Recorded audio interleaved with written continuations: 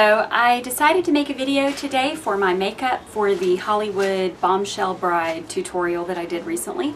So this is my interpretation of like bombshell makeup tutorial.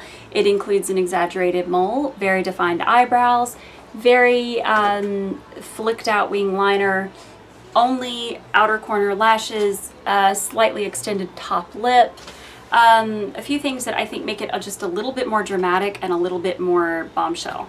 So I've done this tutorial, it's coming up next, and of course a little shout out to Vintage Box 1947 who did the hair accessory that I used in my Hollywood Bombshell Bride tutorial for the Sadie series. So hopefully this will be helpful to those of you who asked for it. No, I did not fix my hair today, so just don't even look at it at all. But basically this is just a makeup tutorial and hopefully it's helpful to you. I will include voiceover instructions so that those of you who feel like a sped up tutorial is a little bit difficult to follow will be able to follow it closely. And till next time.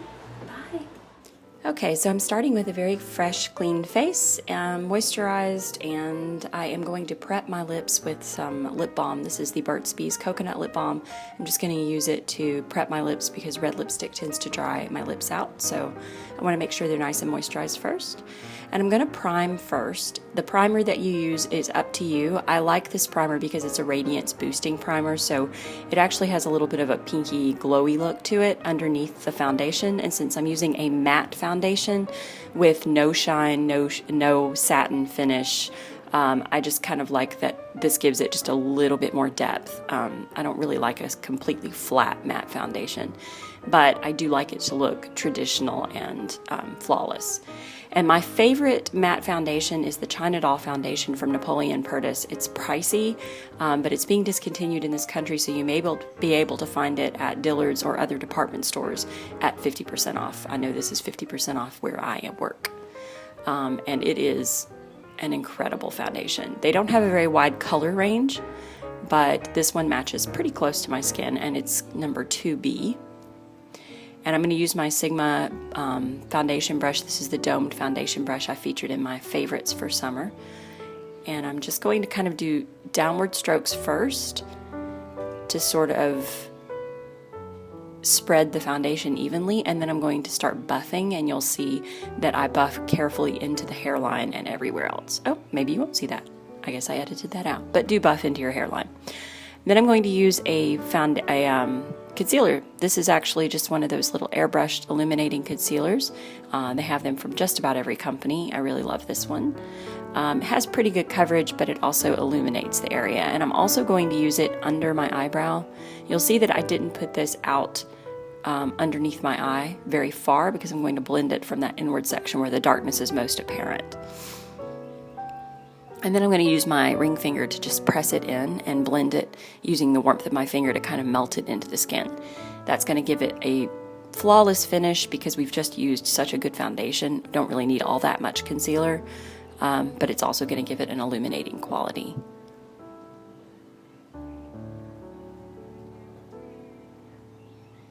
Then I'm going to blend using my finger over where I applied it under my brow bone. That's just going to kind of give my brows a good definition. And I'm applying a little bit to the darker areas at the outer side of my eye as well.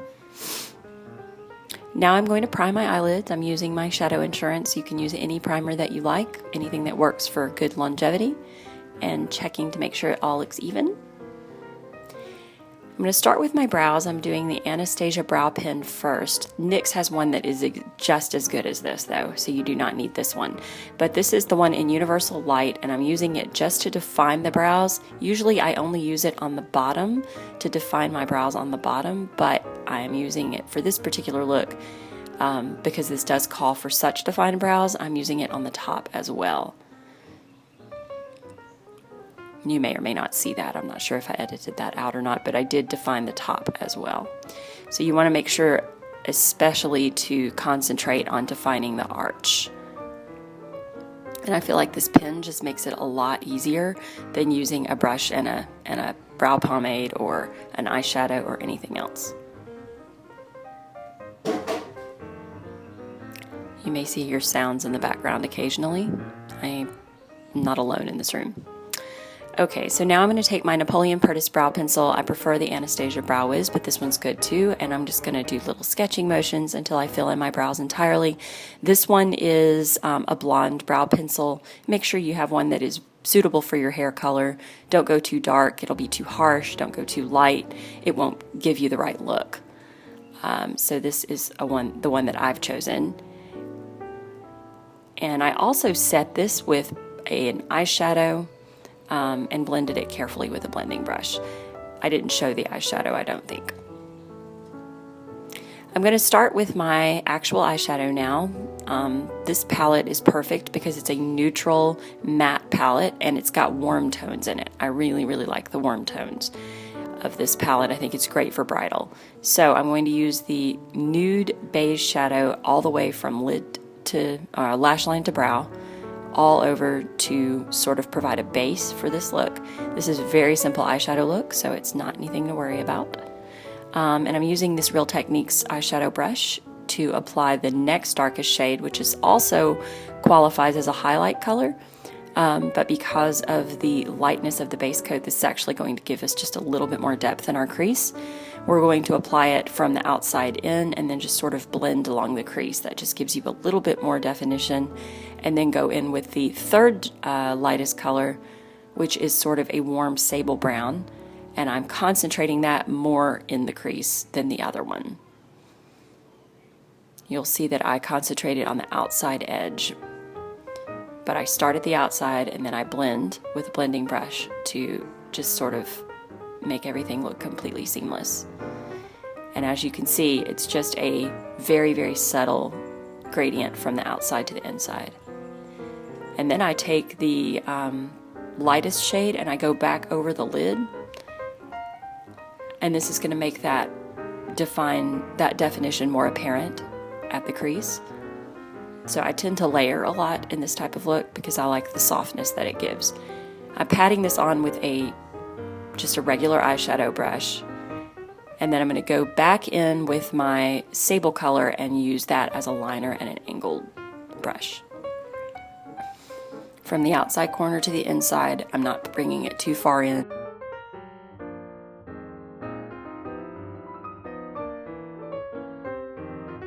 Then I'm going to take this Stila Stay All Day eyeliner. This is the one in Damsel. And just barely draw a line at that bottom line to define that more. I'm going to use my Clinique Lash Doubling Mascara. It's my favorite, and you'll see it already made quite a difference. And then I'm going to take my NYX liner. This is my favorite black liner right now, eyeliner. It's inexpensive and it's awesome.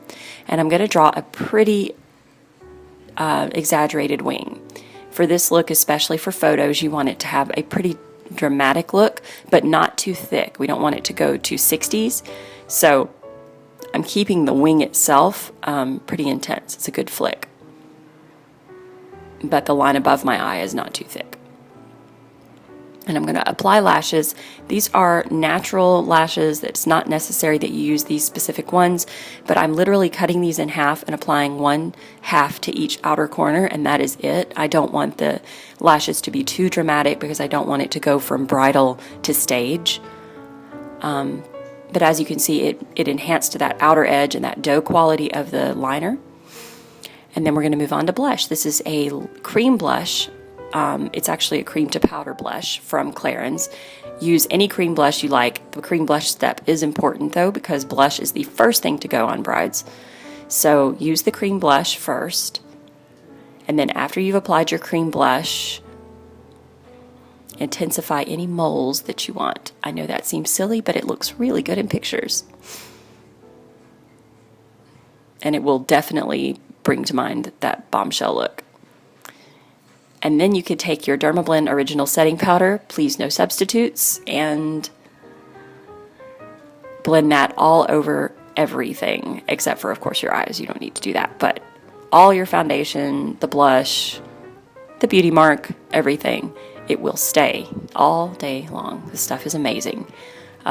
Actually, I don't quite know what I did before it came along. And then I'm going to apply another blush. No, the blush will not be too strong. because you didn't apply the cream blush too strong, hopefully. But I'm going to take a little stippling brush and I'm going to apply a powder blush now that we've set the cream blush with powder.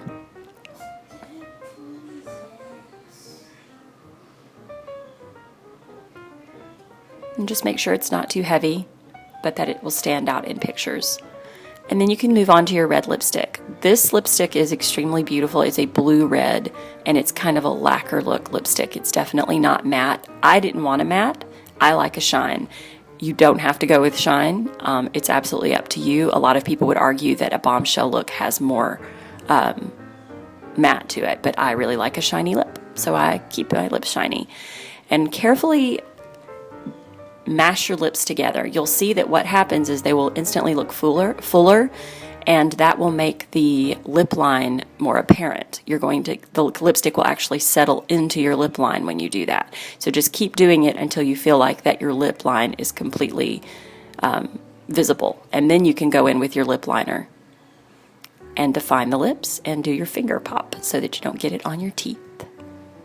And I'm going to apply just a little bit of this shimmery red gloss right in the center of my lips, just because I think it looks good in photos. But again, not necessary. You can do a matte lip if you want. And that's it. Hopefully you guys liked it. Bye.